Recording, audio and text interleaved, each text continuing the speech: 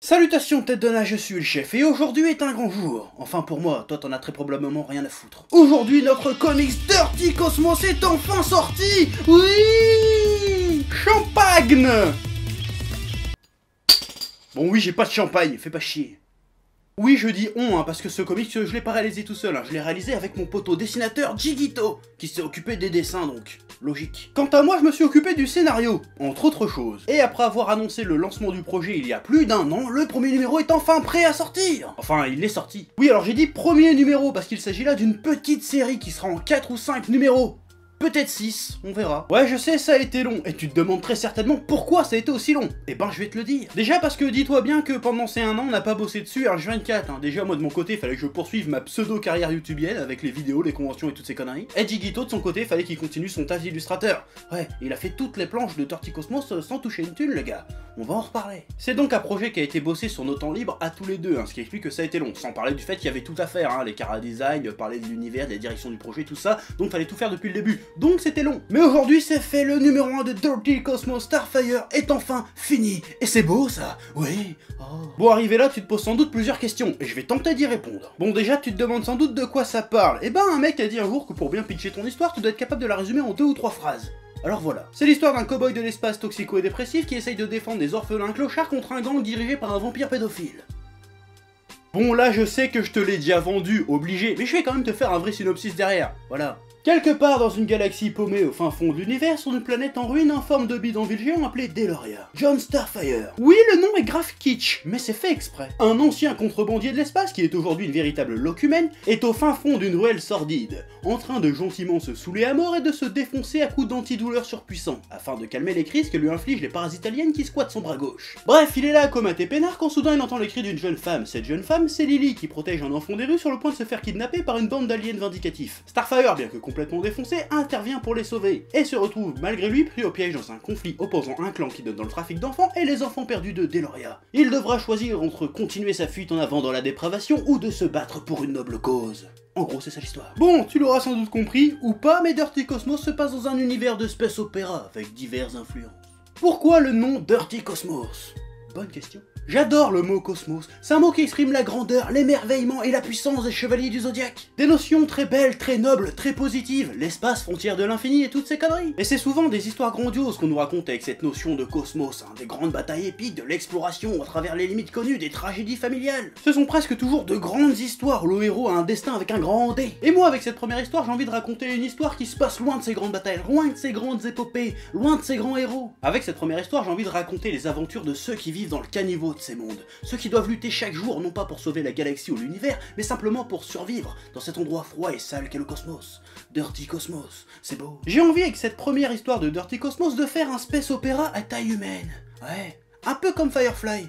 Ouais. Ce qui m'intéresse avec le personnage de Starfire, et ce que j'aimerais explorer, c'est que c'est un personnage qui va pas bien. C'est un mec qui en a trop vu, trop fait, c'est un mec qu'on a plein le cul, qu'on a marre. C'est un mec qui est pas bien du tout dans sa tête, son passé c'est de la merde, il en a marre, dans sa tête il est pas bien, il est torturé, tu vois. Oui mais pas comme dans cette fiotte de Sasuke, c'est pas « Oh regardez j'ai souffert, lui il s'en bat les couilles, il en a marre, c'est tout, point barre ».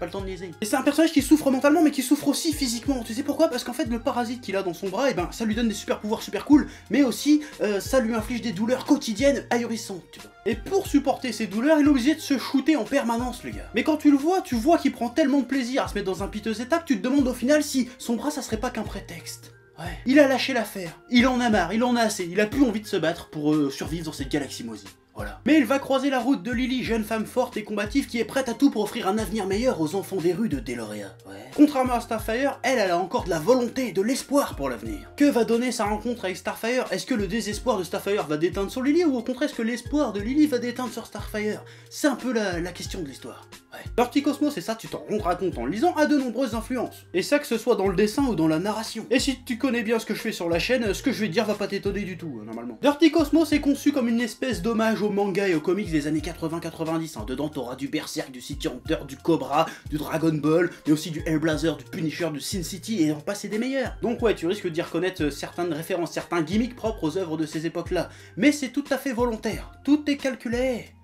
Normalement. Et tout ça se voit aussi dans le trait et le découpage de Jigito, avec ce petit style crayonné un peu brut, un peu dégueulasse. Et bah ça c'est fait exprès aussi, tu vois, c'est dans le processus. Ouais. Et ça donne un style unique et old school. Et old school, y a pas plus cool. Bon, ta prochaine question va sûrement être pourquoi on a fait un comic, c'est pas un manga? Ouais, comme j'ai une chaîne de manga, ce serait logique que je fasse un manga. Eh bien déjà parce qu'un manga ça aurait été beaucoup trop long à produire, je pense, et puis surtout que j'ai toujours imaginé de parler de l'univers de Dirty Cosmos sous le format comics US. Je sais pas pourquoi, j'aime bien. Ouais, faudrait que je te parle un petit peu de l'univers de Dirty Cosmos aussi. À la base, quand j'avais imaginé cet univers il y a pas mal d'années maintenant, bah j'y voyais ça comme un espèce d'univers étendu, un peu à la Star Wars ou Marvel et DC, tu vois. Parce que j'ai toujours kiffé ce genre de délire en tant que lecteur, et en tant que créateur, ça doit être palpitant à écrire, toujours écrire une histoire dans l'histoire, créer un monde avec une immense mythologie, ça doit être trop cool à faire ça. Et j'ai toujours l'intention de le faire, en tout cas j'espère pouvoir le faire un jour. Et Starfire sera peut-être la première pierre à l'édifice, parce que j'ai dans mes cartons, j'ai encore plein d'histoires, plein de personnages qui ne demandent qu'à sortir sur papier, et ça peut être vachement cool. Si cette première série fonctionne, je pourrais en lancer d'autres séries avec d'autres dessinateurs. Je pourrais même laisser le soin des scénaristes d'écrire sur mes personnages ou d'inventer les leurs au sein de l'univers. Ça pourrait être vachement cool tout ça. Mais si tout ça arrive un jour, eh ben ça sera dans quelques années. Peut-être. On verra, ça serait cool. Oui, alors ta prochaine question va sans doute porter sur le rythme de parution de la série. Bon, gros, je vais pas te raconter de conneries, il y a très peu de chances que t'aies ton numéro par mois, hein. Nous, on espère, dans le meilleur des cas, réussir à en sortir 2 ou 3 par an. Ah, c'est déjà pas mal. On espère, je te dis pas que ça sera le cas. Et pour être honnête, le seul frein à un rendu plus efficient, c'est la thune. Comme je te le disais au début, c'est une BD qui a été bossée sur notre temps libre, hein. Le reste de notre temps a été consacré à essayer de gagner de quoi gagner un loyer. Voilà. Donc le facteur déterminant pour le rythme de parution, ça va être les recettes engendrées par les numéros précédents. Hein, enfin, je dis surtout pour le dessinateur, parce que moi, comme je suis scénariste, ça me prend forcément moins de temps d'écrire un scénario que de lui de dessiner les planches. Hein, parce que si lui dessine les planches, je vais être obligé d'acheter d'autres boulots à côté pour vivre, alors que si la BD, bah, ça le fait vivre, et bah du coup, il a pas besoin. Et du coup, ça sort plus vite. Ah, c'est logique. Ce qui nous amène, je l'imagine, à ta dernière question. Où c'est qu'on peut l'acheter et combien que ça coûte? Le premier numéro de 50 pages coûtera en version papier 7,50 €, sans les frais de port. Bon, je sais, certains vont dire, ouais, 7,50 € pour 50 pages, alors qu'un manga, c'est à peu près ce prix-là, et c'est 150 pages. J'ai envie de te dire, déjà, c'est pas un manga, et en plus, c'est une édition indépendante. Donc, c'est forcément un peu plus cher qu'une édition pas indépendante. Hein. C'est une question de...